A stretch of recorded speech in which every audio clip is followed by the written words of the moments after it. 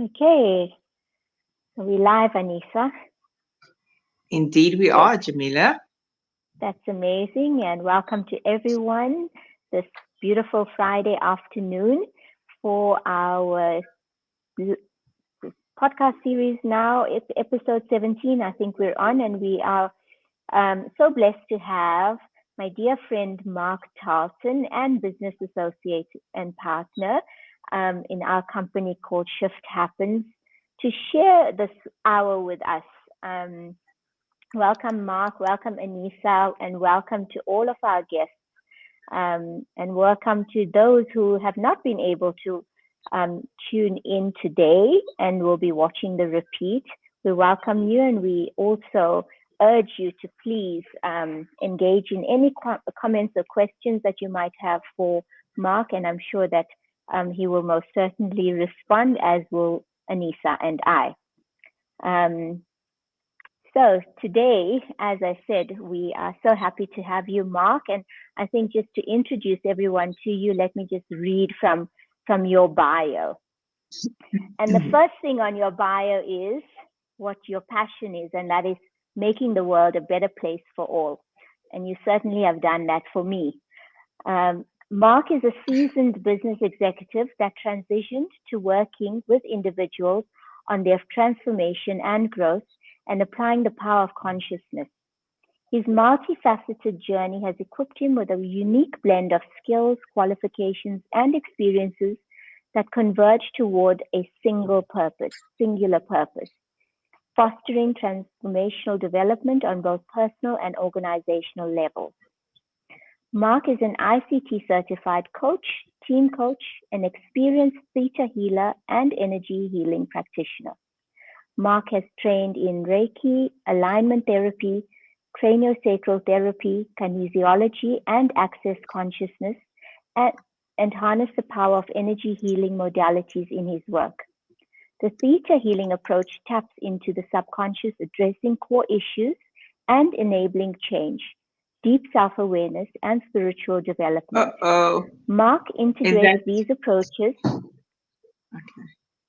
Sorry, facilitating I lost you profound. then. Sorry, Anissa, can you hear me? I apologize for interjecting. Did you lose me along the way, or did I lose you? Both of you were missing there for a moment.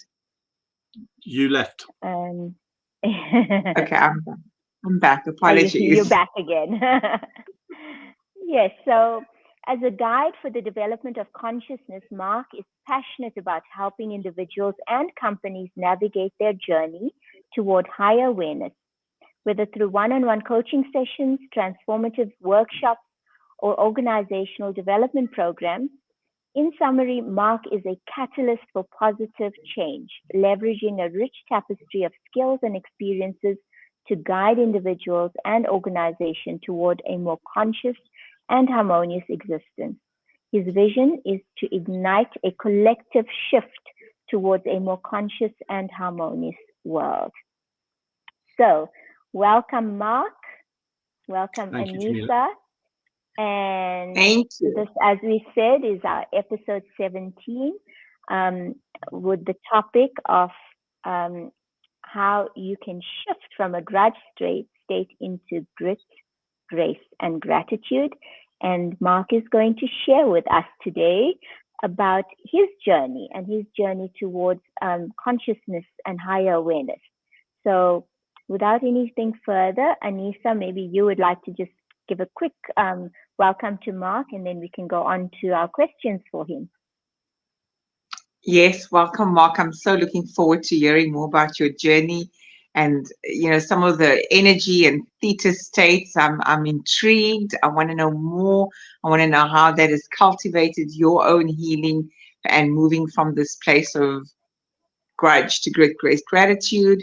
Thank you for those that are here with us. I see Ashif is here from Canada. Thank you for being here. And also our usual Ronald. Thank you for being here, Ronald. We look forward to your engagement, both of you. And so I'll hand over to Mark just to sort of indulge us in where this journey started for him. Let's start at the beginning, or wherever you might find would be suitable, even the end. I'm going to I guess, put a cover around the whole thing, that the journey as saying it's a guided journey from when you're born until you leave this world. And that's one of the things that I have become aware of, is the amount of guidance that we receive in ways that many people wouldn't normally consider, to how you should take this path, how many ways you are shown to grow and to develop. An observation I had today was that typically on this journey, you are kind of shown first, and then afterwards you can accumulate an understanding, maybe an intellectual understanding to some degree, of what's actually going on. So in my journey, typically something has occurred first, or a practice I've gone down, and then the practice has had some effect. And afterwards you uncover an understanding of what that might be.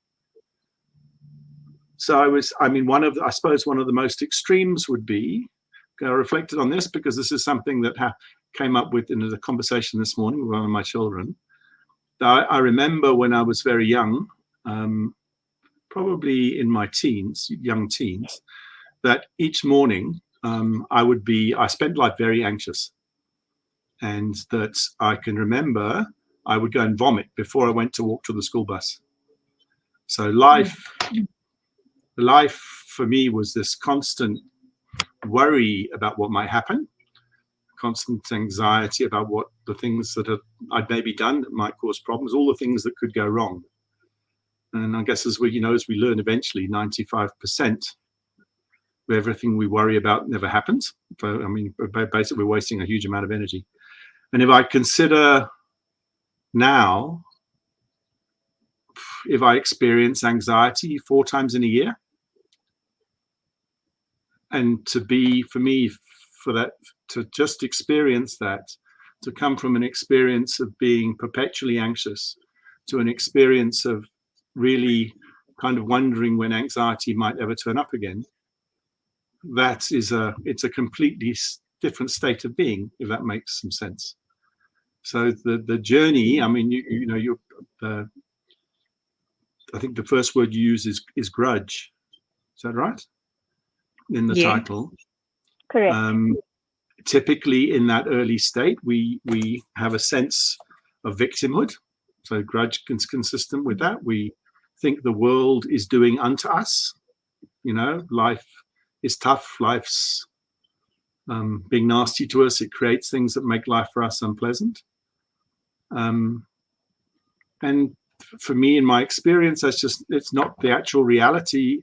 And I'm lucky enough to be old enough to be able to look at the journey to almost at the beginning and towards the end, and I can see much more change has occurred. So that change in the state of being, from victimhood into an awareness that how the world shows up for us is a result of our own doing and our own being. So it's the state we are in within ourselves, and that reflects back towards us.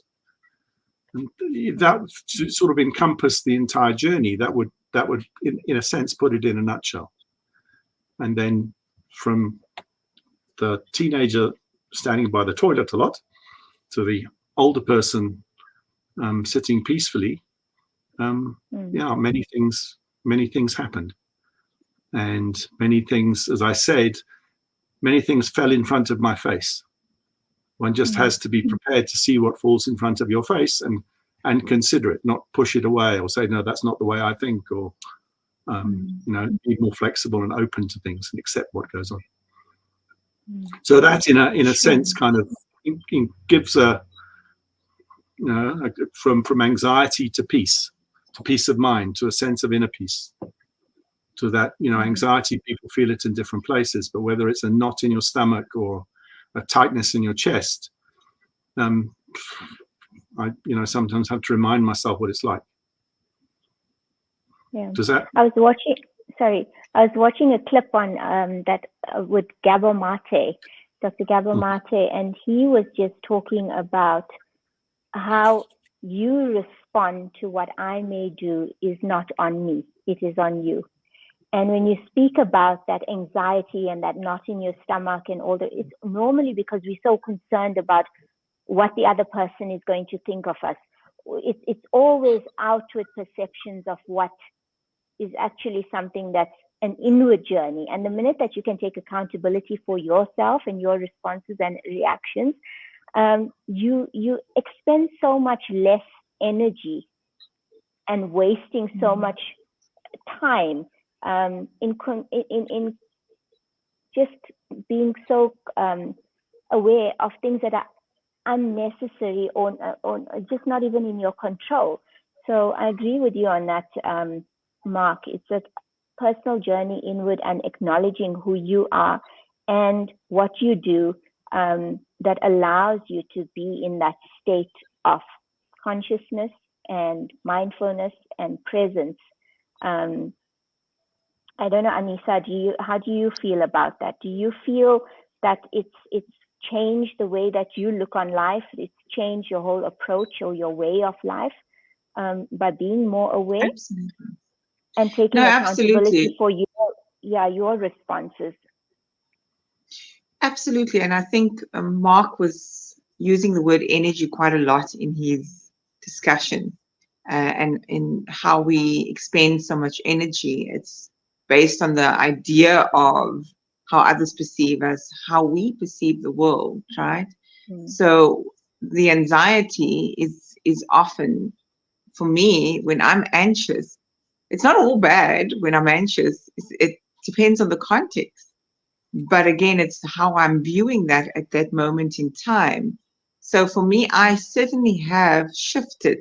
Paradigm shifted for me when I was no longer attached to what the other person is saying, feeling, thinking, or assuming what I think that they are feeling or saying in that moment based on my own lens of the world. And I like that Mark is talking about energy because our body gives us those signs. And I really would want Mark to delve more into sharing some of that signs and symptoms that showed up, and maybe when the awareness wasn't even there. How would you then define that in the moments that you didn't have the higher conscious awareness, when your body was giving you these signs and you knew expression wasn't what it was meant to be, personal power in terms of that solar plexus energy center. So maybe if you could delve a little bit into that for us, Mark. I think in the beginning, at the early parts of the journey, that awareness isn't present. So at the beginning of it, I had no awareness of the energy system in the body. I was just, things opened up before me and I went on them and things started to change. So one of the first aspects, earlier aspects, was one around meditation. For some, I don't even know why. I didn't read something that said you must become a meditator. I wasn't a student of Eastern philosophy. I wasn't anything like that, but I always had this desire to go and to practice. I think I'd had one friend who'd done the course, didn't stimulate it. But having gone to learn the practice, and then I can be, my discipline is quite good. So it's something I then started doing and I've done ever since. How the mind starts to quieten. So I love the metaphor of the flying fish. So when I was young, my mind would be perpetual. And I guess that's how it sustains the state of anxiety so beautifully. The thoughts just come at you consistently and they never stop.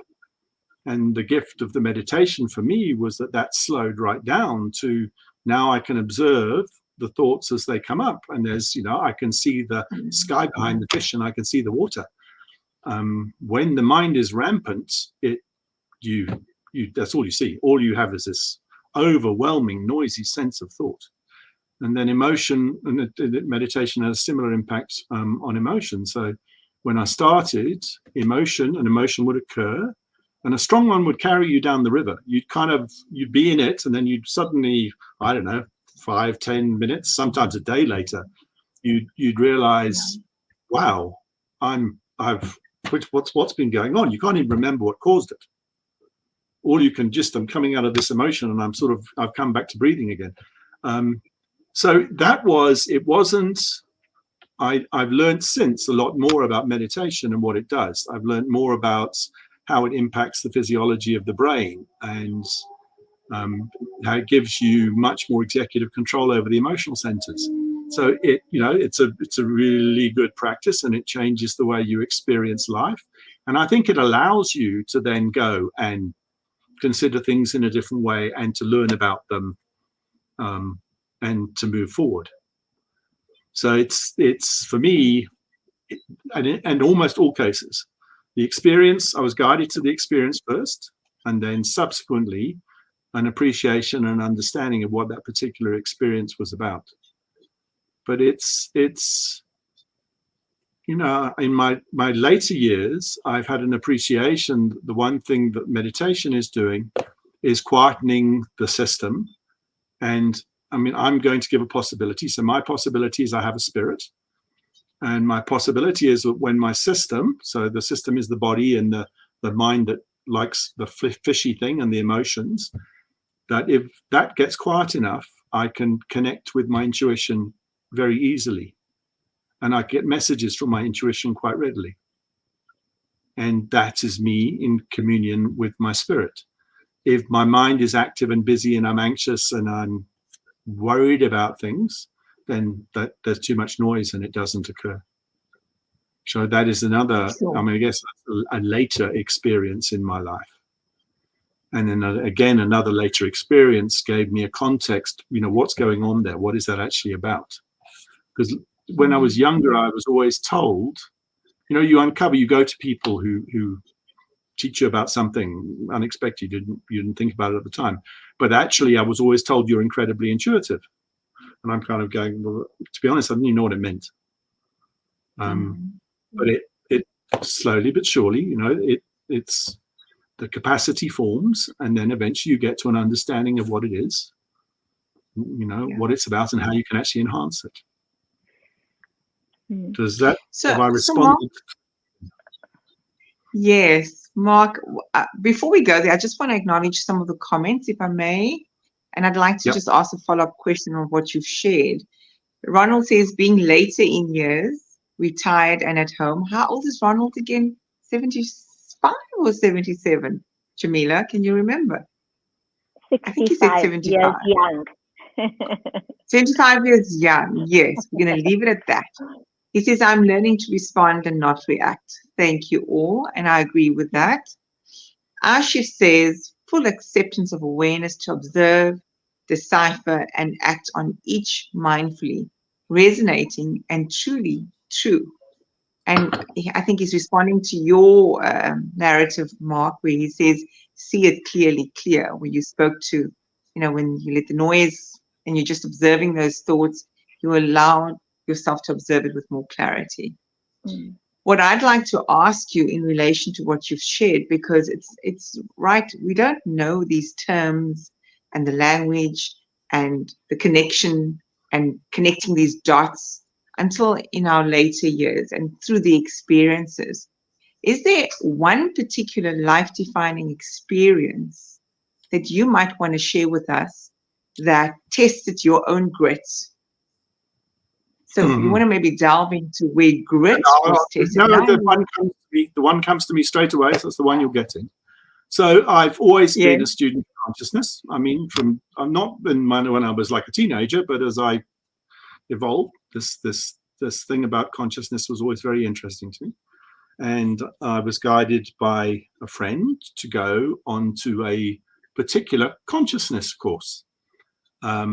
I think I was a little naive about it. So I said I would go on it, and then it was January already, and the course was like later that week, and I hadn't done anything about it. This is what happens when you're in business. Life kind of flies past you.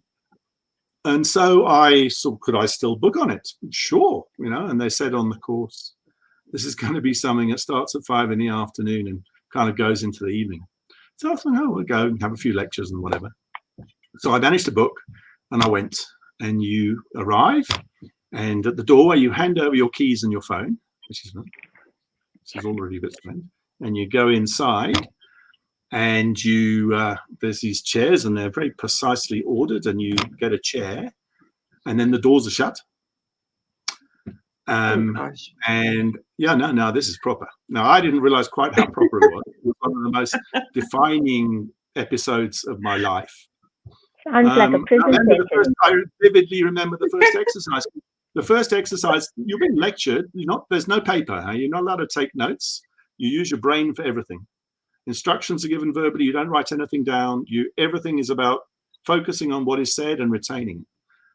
And then what the guy did is he pushes and pushes and pushes. So there's no toilet break until someone desperately needs to go to the bathroom. And by then everyone believes they can't go to the bathroom because the doors are locked. So there's this massive pressure on the first person to kind of, please sir, can I go break the ice? Break the ice. And maybe someone did, and I think he made them feel like this big. But it was in that construct. So I think I've given you a sense of the nature of the workshop. It was quite dramatic. This went on. It didn't end in the early evening. That first night finished at 5 a.m. So you don't have your phone. You don't have your 5 a.m. So this was 10 hours. Of being basically drilled, and it caused all sorts of turbulence in my personal life. For me though, in those workshops, I had a personal experience. Everyone on the workshop had a similar experience, where I connected with something I'm going to call my I am. So, which is it's a connection to my true nature, the nature of my being, not the nature of my physicality. And when you connect to it, the energy of it flows through your body, and in different ways you collapse physically. So the body can't tolerate the level of energy, and you fall. Some people fall flat on their face. I was lucky enough to go backwards, and the guys grabbed me, so I didn't have any physical damage. But it's the experience of my I am, and it was a physical embodiment of it that was the most profound experience of my life. And it was an experience of my true nature. And sadly, the school, it was called the Insight Training Center, has closed. The founder of it, a chap called Brooke Benai, he's unfortunately passed on. So it's not practicing anymore. But for me, if I work with someone that I know can handle it, it's quite tough. I've sent them. It's an incredible life experience. So yeah, opening your awareness, seeing life in a different way, experiencing aspects of yourself, literally putting a mirror right in front of your face right here, so you see the way you see life and the things you can change. It was remarkable. Mark, so my connotation to the I am and context might be very different, right? So for me, in my learning and discovery stages of shifting into different levels of consciousness, never quite arriving, right?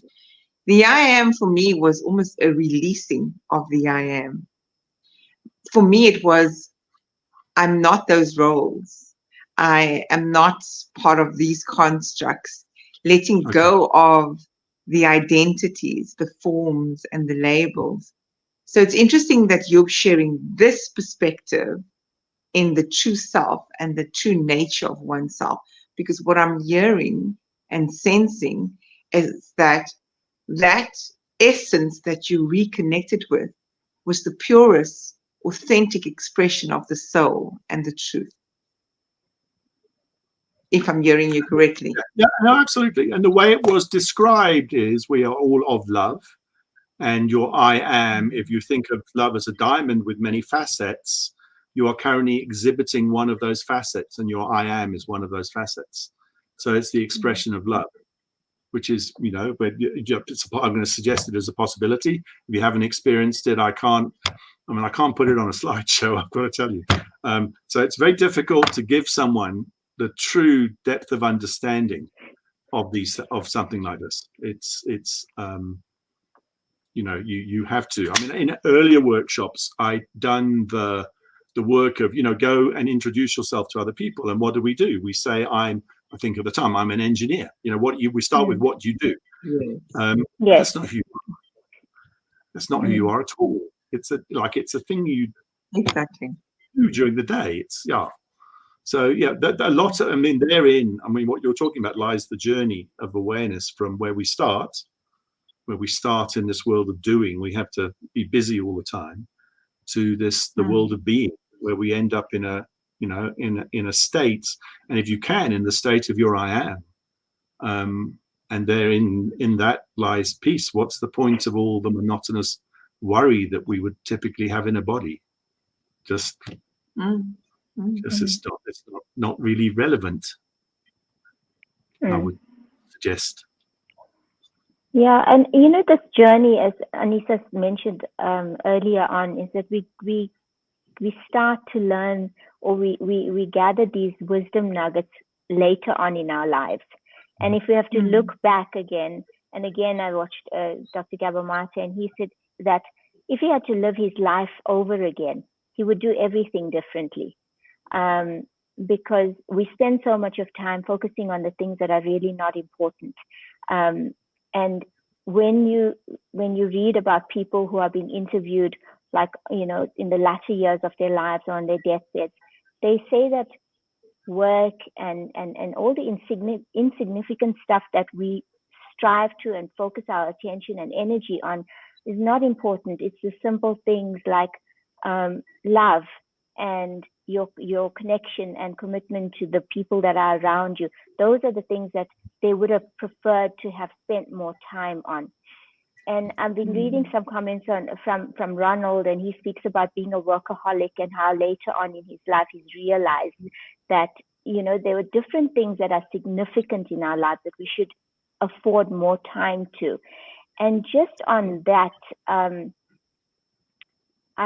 Mark, I would like to ask you is, can you share a bit about your personal journey that led you from a corporate executive as a CTO to working with individuals on transformation and growth?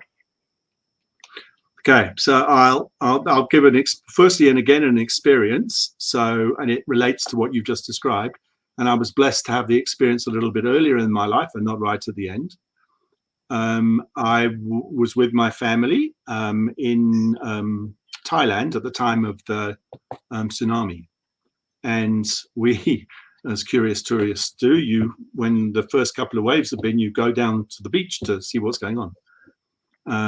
And then the big wave came, and you turn and you run. And at the time, I remember my son sprinting like the wind and being the first person. There was a hill behind our hotel, up the hill, and I grabbed my youngest child's hand, Morgan, and we ran sort of in through the hotel and upwards. And I had a absolute stark awareness of there was nothing of any value, of any relevance whatsoever, except for the lives of the people in my family. And all the work stuff, all of that, I just had this, it's absolutely meaningless. So that's one aspect of it. So for me, that kind of early on started to say that this is it. When I was younger, with this passion about, we've got to complete this project and then I'll be I'll get a promotion or all of that. It just, it's nice to be able to earn money and to bring, allow your family to have some of the good things in life. That's cool.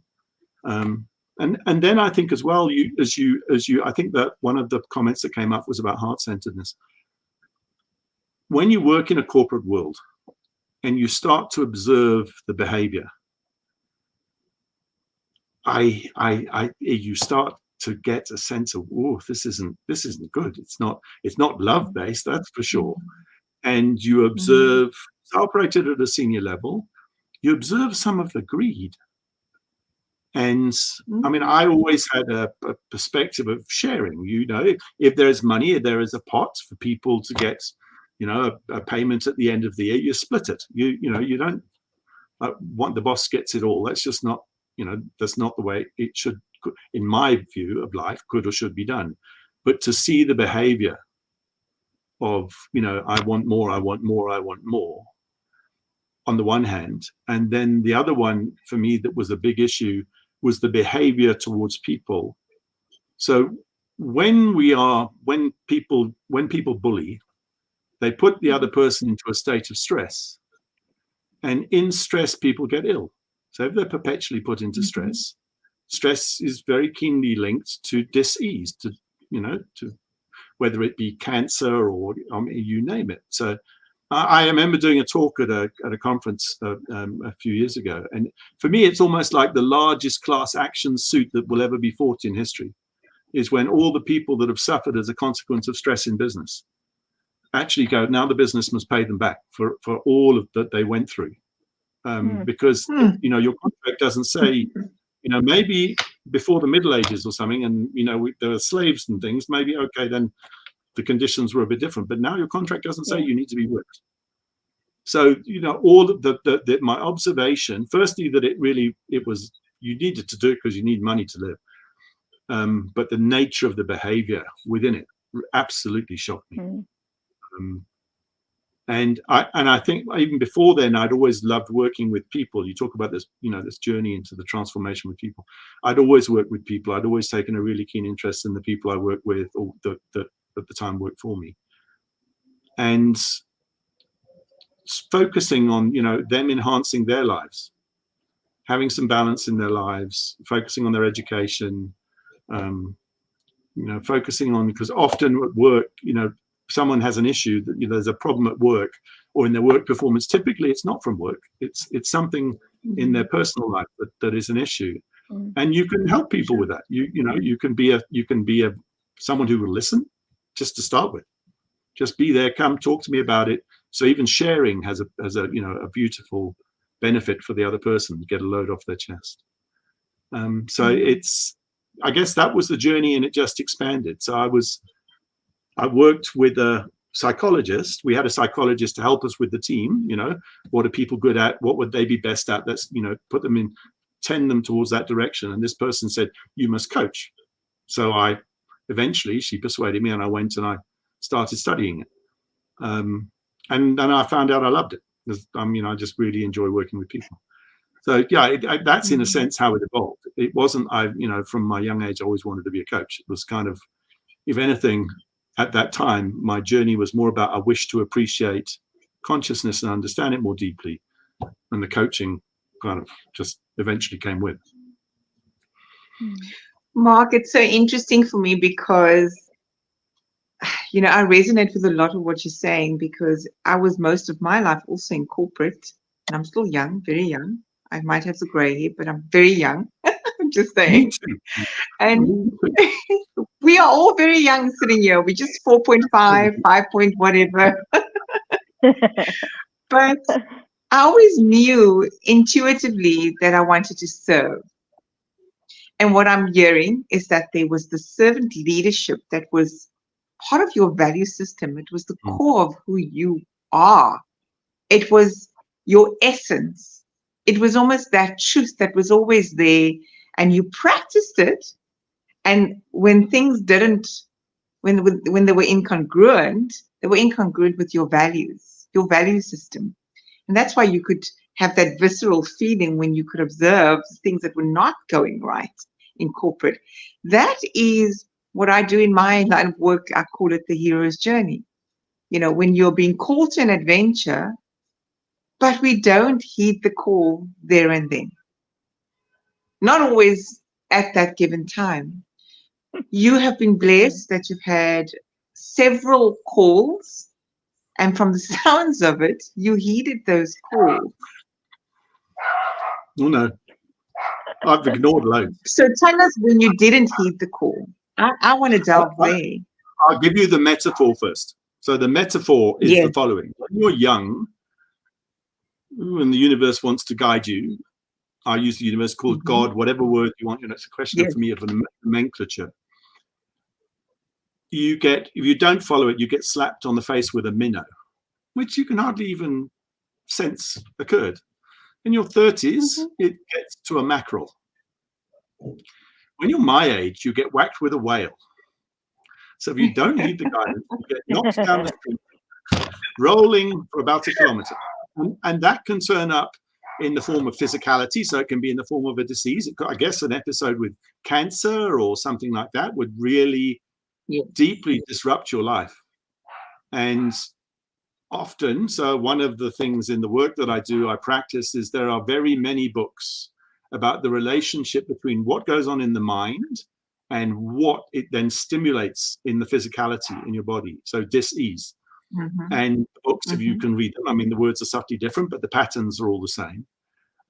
Is that, again, dis-ease in your form is a message to you about something to focus on, and you need to heed it. And if you, I promise you, there's a massive number of books available for you to go and read the message if it doesn't come to you intuitively. So it is taking heed of that guidance. And no, I did not take heed of the guidance all the time. You can be sure of that. Yes. So where did it knock you? I'm presently trying to avoid the whales. I have a journey. I have a journey with my heart. So this is about my life journey. So it's a more fundamental piece than the smaller bits. And it relates to my experience through this lifetime of the sense of love of self and feeling loved. And that relates, surprisingly enough, to the pulmonary system and the heart. So when there are issues in that aspect of your life, typically it shows up in conditions of the heart. So I have a sequence of conditions that just slowly progress and get worse with the heart. And I have chosen, and my intention is to heed the messages so I don't experience the next one, because the next one could be a bit sorer than the ones I've experienced already. Does that make some sense? Absolutely. No, but I definitely, some people might say I can be a little stubborn. I'm watching Jamila's face. I want to see how much. Not me. So I know. I mean, I know. I can be stubborn. I think I'm less. I was much more full of rightness when I was younger. I'm much less now, but it's not gone. So these things, these traits you work on. You don't get rid of everything, but you observe when with people, and you watch how you behave and what the reaction is. You say, okay, that's something I need to consider. And then also, one of the most beautiful for me about again, not necessarily watching it, is the gift you get. This is, I mean, from Jung. Jung was the master of this. He speaks about projection and mirroring. And so when you see a behavior and you get an emotion inside you, so I see someone being aggressive, I get angry. That says to me, aggression is in my shadow, or what it was in your psyche. It's a hidden part of your psyche. So I need to go and uncover that. The aggression lies in me. So, and also when we will look at someone else and say that person is or whatever, that's the projection part. And then look at self, please. Take that feature, that thing, and go. Those also are little messages that we don't necessarily consider or follow. So those two I've found, because I mean I work a lot with individuals. So often in their lives, when they've got this person is a complete, and then I work a lot with the subconscious. I have a means of testing it, and when we test it, it's inside them, and they kind of go, oh. All that's happening is they're being shown it's inside them, but they're not listening. So, and I did. Yes. So when Jamila, that when I was younger, lots. So when Jamila says you're stubborn, it means that she's stubborn too. Anissa, absolutely. Because listen, I will admit, it. I'm a Taurian by nature, so naturally I'm going to be stubborn. But I must say, on a serious note, that Mark, I'm so blessed to have Mark in my life, really, because I get to benefit from all of these amazing gifts that he has, and he's taught me a lot about myself. He's taught me a lot about my shadow self. He's taught me about accepting who I am. And Anissa, I'm not sure if you want to go to some comments, but I'd really like for Mark to touch on theta healing. So maybe go to the comments, and thereafter, Mark, if you can just unpack a little bit about theta healing and how you use that in in your coaching. Okay.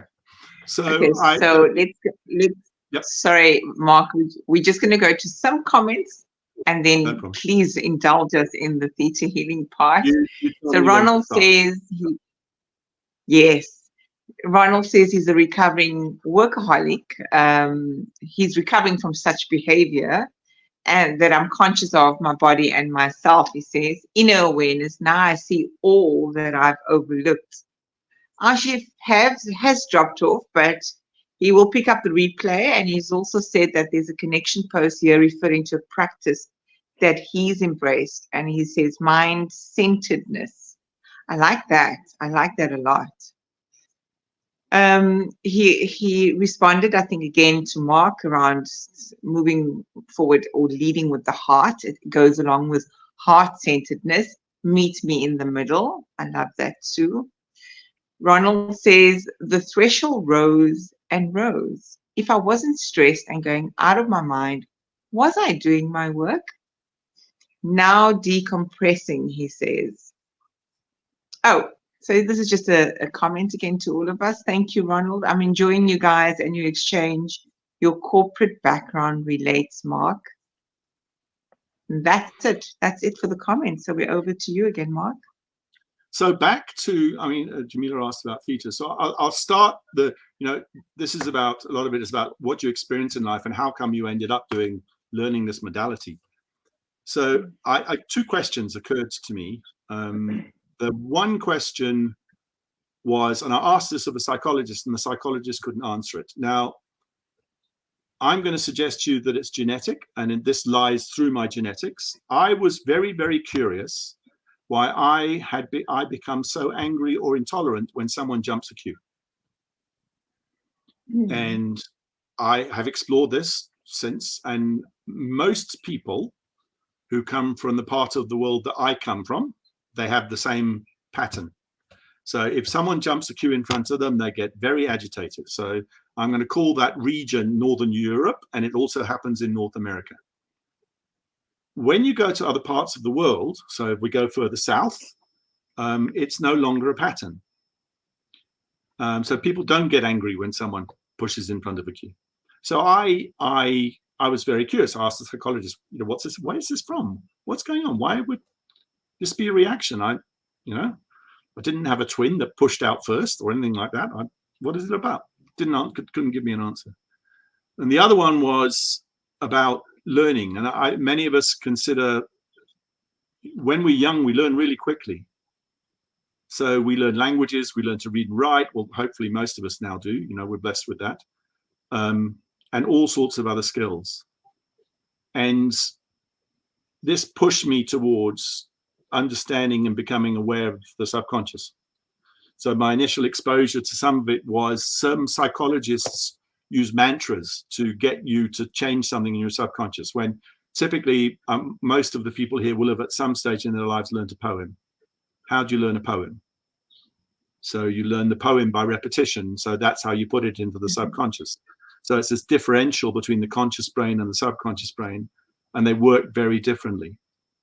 Now, what friends of mine went on a theta course and then came back and they said, you must go and do this, you'd love it. So I thought, okay, so I went and I did the course. Again, it just got thrown in front of my face.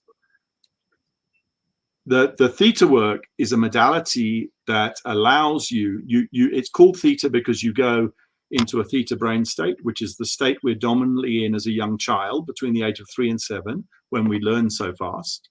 So part of the modality is to teach you to go into that state and to stimulate the person you're working with to also go into that state. And then in that state, it is much more plausible to shift what's going on in the subconscious mind. So rather than repeating mantras for 30, 40 days, you can actually shift it very quickly. So the modality is about working with the subconscious and what lies inside it, and then also an energetic form of healing. So I've already spoken about the relationship between subconscious patterns and thought and what shows up as dis-ease in the body. And there is a distinct relationship. And now what we're looking at is both aspects of that. Let's work on what's in the mind that isn't helpful and how that shows up in the physicality. So I started, I mean, we related earlier to this journey in my life around loving self and being loved. So if I tested the beliefs a number of years ago, I love myself, I would get a no, I don't. And I would test, I'm loved, and I would get a no, I'm not. That is a subconscious belief pattern. I could look at it consciously and think, well, that's stupid. Loved by my wife, I'm loved by my mother, I'm loved by my, but actually, no, the belief is different. And then the belief stimulates how life shows up for you. So one of the biggest ones is I'm enough. And the answer, no, I'm enough not. And if you're not enough, that reflects in almost all aspects of your life. You never see anything you do as being sufficient for any other. And that drives you to things like perfectionism. And I mean, some of the comments, was it Ronald, the workaholic? Yeah. Just to link the two. So a little simple pattern. And if Ronald wants more peace, he lives in a part of the world where there are theta healers everywhere, and go to one and investigate that one and see if you can pull it out, and then measure how much more peace he experiences afterwards. So it's just a way of working on the subconscious and releasing patterns that aren't helpful. And I'll give another example just so that we can appreciate the power of it. We see patterns all around us all the time. An example being, there is a drunk, abusive male father. The daughter grows up in the household. She experiences the drunk, abusive father. She knows rationally that this is no way to live. I would never choose it. She goes and marries a drunk, abusive. So what's been indoctrinated into her in her young years is the male dominant of the house is a drunk, abusive. So she literally goes to find a dominant drunk, abusive to be her partner. That's a pattern traveling down generations. So it's working with those structures to release the ones that don't help people. Jamila, have I done it justice? Absolutely. Definitely. As always. Definitely. So, Anissa, Mark, have you experienced theta healing?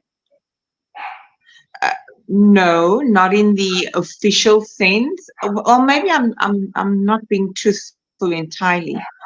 I had experienced a gentleman by the name of John Asaraf. He was my online coach in 2018. And what this program was winning the game of money. Now, one would think that it was all about money, but it wasn't only about money. It was about your relationship to and with money. It was around your belief systems around it, how you connected to it, how it made you feel, how you disliked what it made you feel like, scarcity, lack versus abundance. And in that, there was subliminal brain training that would have been part of the program because it was an online program. And you would be listening to these audios in the same way that Mark's describing theta, to get into the theta state so that you can get into understanding what is true and what is a projection, what is genetics. And I don't even want to go into epigenetics because, again, epigenetics is a huge place to go into, and there's different schools of thought on epigenetics, but this thing in particular, what it did for me was, I certainly don't come from an advantaged background or having been able to study after school and all of that. So I always aspired to want to be formally qualified in something, and I always had a dream of having a home by the beach.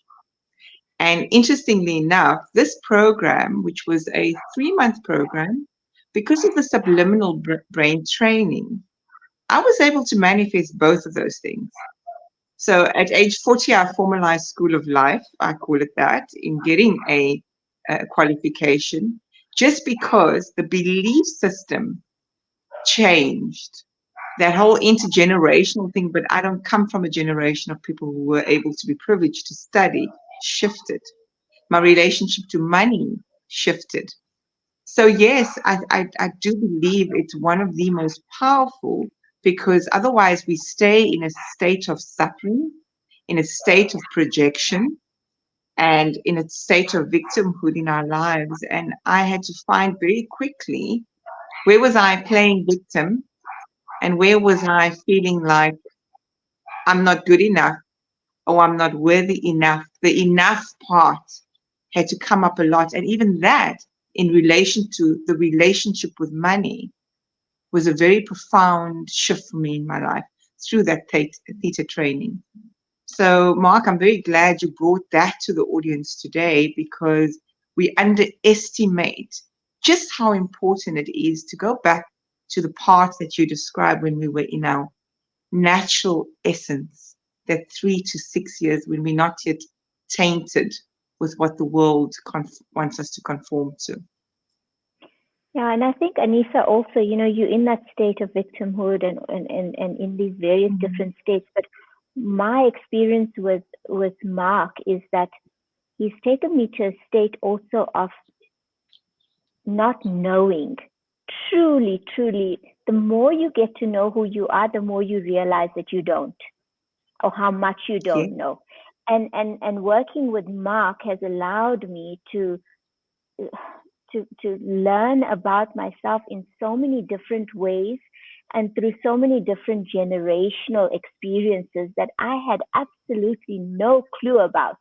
So when you're going on this personal journey of working, within yourself, it's not just yourself that you get, but it's through generations. And through theta healing, Mark is able to take you through on this journey to realize what your experiences might have been 100 generations ago compared to what you are now experiencing, and to be able to make sense of it, to understand it, and then to change it. So there's so much more to it, and I do wish we had more time, because I really, really would have liked Mark to speak more about that. And maybe we'll definitely have him back again so that he can uncover that. But there's just so much that I've realized that I don't know. And this journey, because Mark has also been my coach, apart from being my business partner. And that's why I say I'm so fortunate to have him in my life, is because the extent of knowledge that he has uncovered for me, about me and about the world that I live in, has been extensive. I mean, I can't even begin to explain it. And I truly, truly wish that people would reach out to Mark and gain the wisdom that he has and the expertise that he has, to allow us to learn more about ourselves. I would want to lead with, given that we are 8 minutes remaining, I like this particular question from Jamila as a closing one. The integration, how do you then see the interplay of everything that you've just described in the experiences, in the lessons, in the learnings of theta work or any other work? How do you see that interplay between good grace and gratitude in achieving that personal growth and success? Okay, so this one's going to be a little different. The Bhagavad Gita, I think it's the most famous of the Hindu texts, is a metaphorical description of the journey from what is called the personality into the higher being.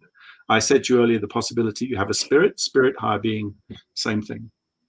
Typically, when we are born on this earth and in our younger years, we are very much stuck in our personality, our body. We all have a body. Our energy, we have good energy, low energy, it varies, things affect it. Our emotions, we spoke about them earlier, but we all know we have emotions. And we spoke about the mind, we call it the monkey mind. So the mind, the flying fish mind. And that's where we live, okay? And that's called the personality. And the vast majority of people currently present on our beautiful planet, that's kind of what they think they are. The spirit is something quite different. So the mind and the personality is divisive, comparative. We get things like, we get jealousy, envy, hatred. There's a long list of those, okay? So we're very good at practicing them in our personality. The higher being is unifying, integrating, comes from a place of love.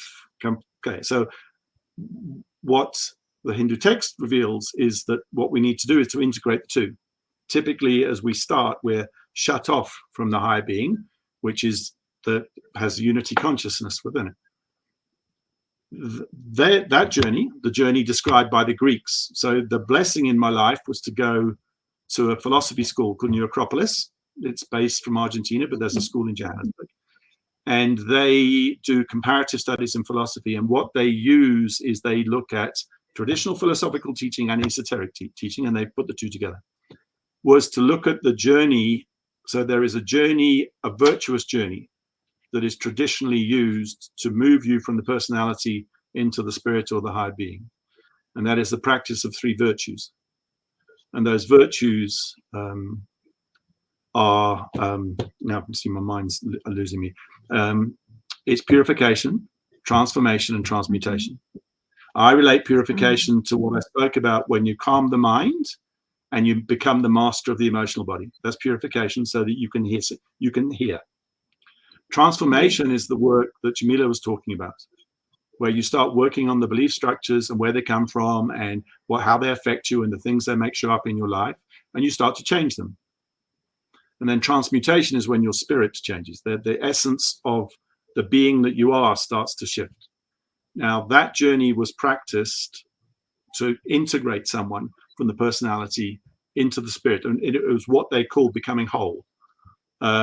In the Greek society, early Greek society, it was called becoming an individual.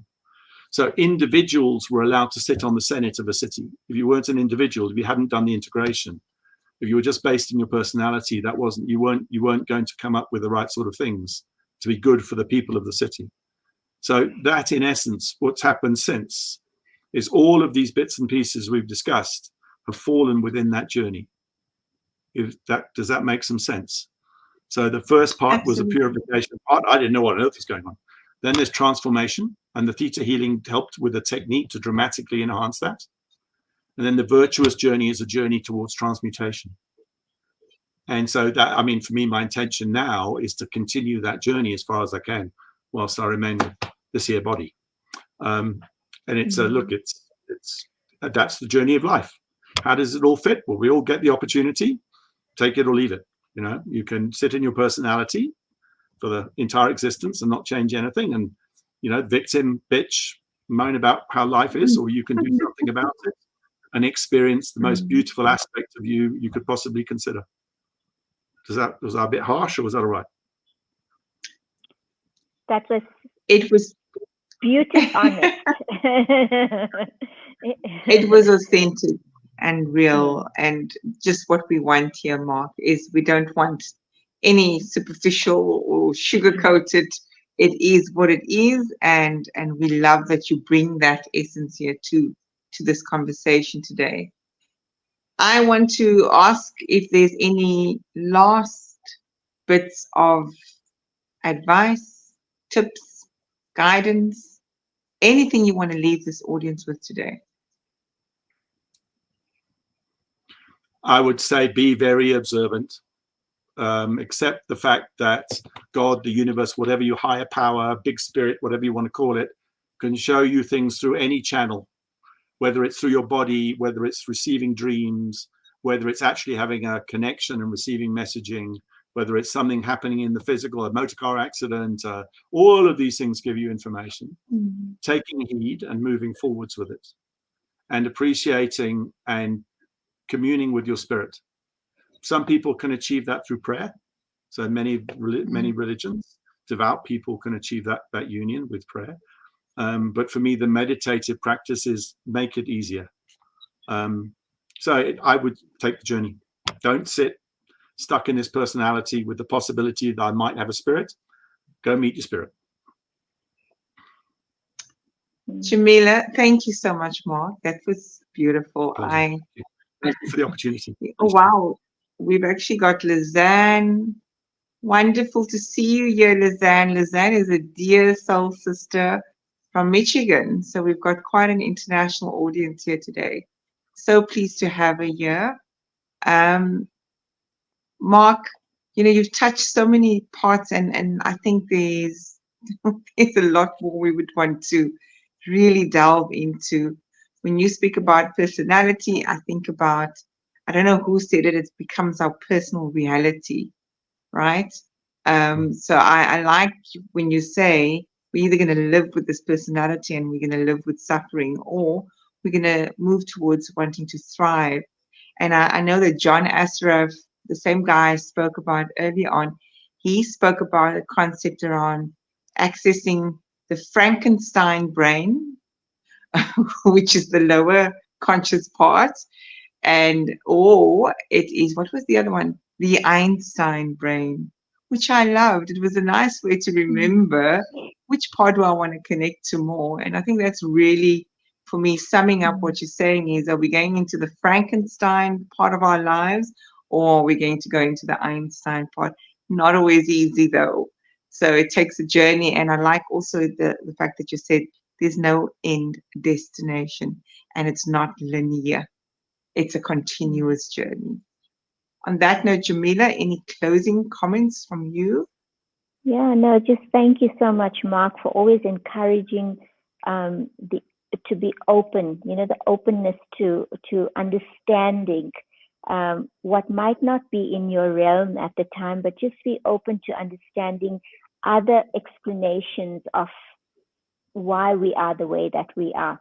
And yes, as always, just thank you for your education, for your wisdom, for just being who you are. And hopefully, Anissa, I think I would really, really like to get Mark back on, because I think that there's a big part of our audience come from a corporate background.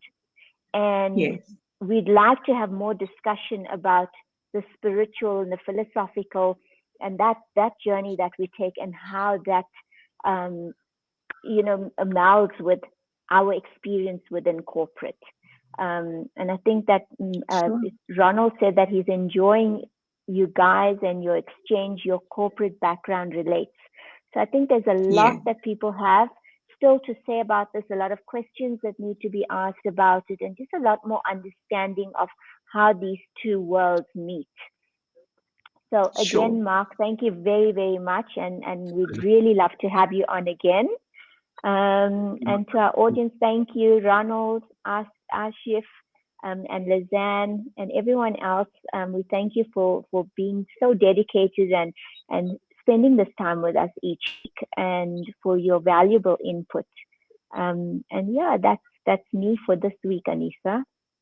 And hopefully we'll see Yes, you I all just, next week again.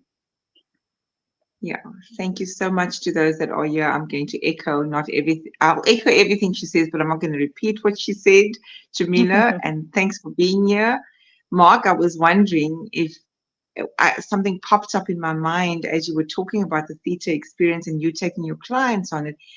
What would it be able to be possible if you had to demonstrate something like that? If we had to be open to an actual live theta demonstration of going there, if there's people who would want to be vulnerable, even myself or Jamila, to demonstrate it actually practically, is that something that might be possible? It is plausible to do a sort of meditative experience where we talk people up into the state, and then when they're in the state, we can ask a question or something and see what happens and see what they experience. So Jamila's been there; she knows what that can be like. Yeah. To do it between one person and another, you're not going to see a great deal. I don't know if Jamila has a different perspective. We can Yeah, I'm not discuss it. sure. We can certainly We can discuss it. discuss that, but Anissa, as we've had this discussion about these get-togethers that Mark, myself, and Etienne have Yes. arranged and organized, where we have a meeting once a month, and on the 25th we have Sonia Nell, who is going to be also discussing theta healing and sound therapy. And maybe what we can do is we'll record the session, of course, only if Sonia gives us the permission, and we could share that Sure. 30 minutes or 45 minutes of presentation from Sonia. But Mark, maybe we could be open to do it, and maybe we try it one day. You never know who might get some value from it or connect with it. So why not? On that we, note, we, we should on that we note, should what try what everything we once. can do, we can certainly also ask the audience and maybe do a poll to find out would this be Correct. something of interest to them. So Yeah. I'm going to close off because we're 1 hour and 5 minutes in, and say thank you for those that did join us on Instagram, albeit a little bit late, Nicole and Nigini. Thank you for being here, the rest that stayed the course. I'm going to end the live, and then Mark, we generally just stay over for a quick debrief if you would indulge us. And I'm going to end then on that note. Thanks again, everyone. Until next week. Goodbye.